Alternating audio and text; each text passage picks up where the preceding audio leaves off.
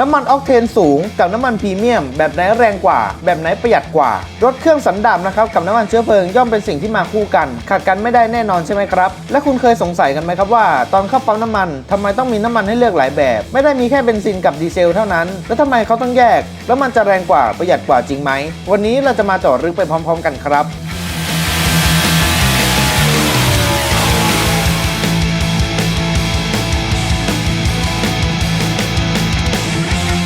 ก่อนอื่นเราต้องทำความเข้าใจกันก่อนนะครับว่าน้ำมันที่เราใช้กันเนี่ยไม่ว่าจะเป็นดีเซลเบนซินต้นกำเนิดก็มาเหมือนกันนะครับก่อนจะกลายเป็นน้ำมันที่มีชื่อเรียกต่างๆเมื่อผ่านการปรับปรุงคุณสมบัติของน้ำมันตามกรรมวิธีที่ผู้ผลิตเลือกใช้เช่นการเติมสารเพิ่มคุณสมบัติตามสูตรของแต่ละเจ้าและนำมาขายให้เราในสูตรต่างๆที่เราเห็นกันในปั๊มน้ำมันครับแล้วออกเทนคืออะไรทำไมรถแข่งถึงชอบใช้น้ำมันไฮออกเทนกันจังทำความเข้าใจง่ายๆนะครับออกเทนจะเป็นค่าที่บอกถึงการป้องกันการชิงจุดระเบิดก่อนที่เวลากำหนดทำให้เกิดแรงต้านและผลักลูกสูบกลับนั่นเองหรือที่เราชอบพูดกันติดปากว่ารถมีอาการเขกครับก็จะยิ่งมีความสามารถในการป้องกันการจุดระเบิดผิดจังหวะได้มากขึ้นแต่น้ำมันออกเทนสูงไม่ได้ทำให้รถแรงขึ้นเพราะต่อให้ออกเทนสูงแต่เราไม่ได้ใช้ประโยชน์จากตรงนั้นก็ไม่มีความหมายไม่ได้เพิ่มกำลังรถให้แต่อย่างใดนะครับแต่ที่เราเห็นว่ารถแข่งชอบใช้เพราะเครื่องรถแข่งมีสัดส่วนกำลังอัดที่สูงมากเพื่อให้กำลังจุดระเบิดสูงและความร้อนที่เกิดจากการใช้งานอย่างหนักของเครื่องรถแข่งที่เป็นองค์ประกอบของการชิงจุดระเบิดนะครับซึ่งกรณีนี้จะได้ใช้ประโยชน์ของค่าออกเทนจริงๆเขาสามารถจูนการจุดระเบิดได้อย่างแม่นยำเพื่อเรียกประสิทธิภาพของเครื่องยนต์ให้ออกมาได้อย่างเต็มที่ที่สุดแรงที่สุดนั่นเอ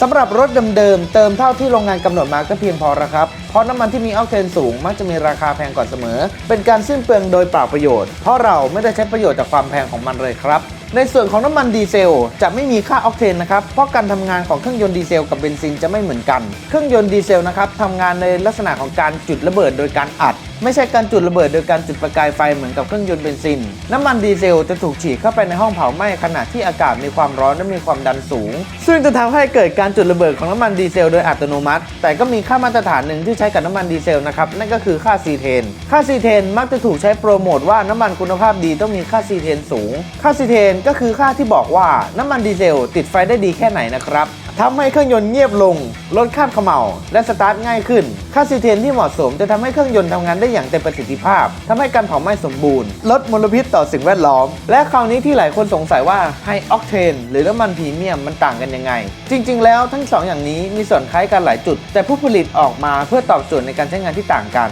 ถ้าขายไฮออกเทนให้กับรถบ้านๆก็ดูจะงงไม่น้อยว่ารถของเราทำไมต้องใช้ไฮออกเทนหรือว่าให้พูดว่าพรีเมียมนะครับก็จะทำให้ดูพรีเมียมดูแพงดูดีแต่น้ำมันพรีเมียมส่วนมากก็จะมีค่าออกเทนที่สูงกว่าน้ำมันปกติและน้ำมันไฮออกเทนบางชนิดก็มีสารปรับปรุงคุณสมบัติของน้ำมันพรีเมียมทุกตัวจะมีสารเติมแต่งเช่นการล้างหัวฉีดชำระคราบเขม่าเน้นไปทางการดูแลรถซะมากกว่าและค่าออกเทนที่สูงเป็นเรื่องรองลงมาครับและไฮออกเทนชื่อก็บอกอยู่แล้วครับว่าเน้นไปทางออกเทนสูงเพื่อรองรับรถแข่งที่มีการปรับจูนเครื่องเพื่อรีดประสิทธิภาพสูงจำเป็นต้องใช้น้ำมันออกเทนสูงแต่อาจจะไม่ต้องการการดูแลหัวฉีดและชำระคราบเขม่ามากนักสรุปสั้นๆเลยนะครับว่าตัวหนึ่งเนี่ยเน้นซัพพอร์ตรถแข่งรถแต่งแรงอีกตัวหนึ่งเน้นสำหรับรถบ้านรถหรูที่ต้องการดูแลเครื่องยนต์เพื่อให้เครื่องยนต์สึกหรอน้อยลงนั่นเองส่วนในชีวิตจริงนะครับรถบ้านรถซิ่งตัวเลือกของเราก็จะเหลือแค่น้ำมันธรรมดากับน้ำมันพรีเมียมเท่านั้นซึ่งความแตกต่างนะครับที่เราเคยทดลองกับน้ำมันดีเซลไปแล้วเรื่องความแรงก็คือต่างกันจริงๆครับแรงกว่าชัดเจนในรอบปลายแต่ความแรงในรอบปลายๆนะครับตอนที่บูสต์ติดเต็มที่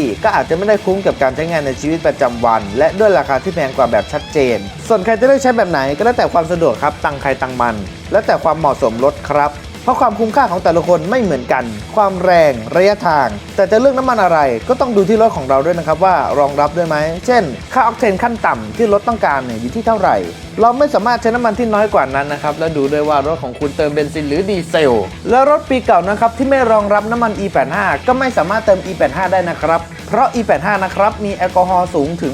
85% และจะไปกัดก่อนซีนยางสายยางต่างๆสร้างความเสียหายให้กับชิ้นส่วนต่างๆของเครื่องยนต์ได้ครับไม่ใช่เห็นว่า E85 ค่าออกเทนสูงแล้วจะใช้กับรถได้ทุกคันนะครับและก็เป็นที่น่าเสียดายของขาซิ่งที่รู้ๆกันว่าจูน E85 จะเรียกแรงม้าได้มากกว่าน้ำมันอื่นๆและมีค่าออกเทนที่สูงมากๆแต่วันนี้ E85 เริ่มหายากและซอฟต์แวร์จะยกเลิกขายในที่สุดนะครับก็คงต้องเล่น E20 กันแทนนะครับถ้าวันนั้นมาถึงสรุปแล้วนะครับไม่ว่าจะเป็นน้ำมันพรีเมียมหรือน้ำมันคุณสมบัติพิเศษต่างๆจะทำให้รถของคุณแรงขึ้นก็ต่อเมื่อรถของคุณต้องการมันเช่นเค เครื่องยนต์แบบสมรรถนะสูงเครื่องที่ออกแบบมาเพื่อให้ใช้ออกเทนสูงซีเทนสูงรถที่มีการจูนเข้าหาน้ำมันเพื่อใช้คุณสมบัติพิเศษของน้ำมันนะครับน้ำมันแต่ละแบบย่อมมีข้อดีข้อเสียที่แตกต่างกันเพราะอย่าลืมนะครับการใช้น้ำมันจุดระเบิดเพื่อให้ได้กำลังขับเคลื่อนย่อมส่งผลต่อสิ่งแวดล้อมรถบางชนิดถ้าต้องการความแรงก็ต้องจูนให้หนาๆเผื่อเข้าไว้ก็จะเกิดการเผาไหม้เยอะและปล่อยไอเสียมลพิษออกมาเยอะตามครับเพราะรถใช้งานต้องใช้ทุกวันไม่จำเป็นต้องมาแข่งขันกับใครอยู่ตลอดเวลา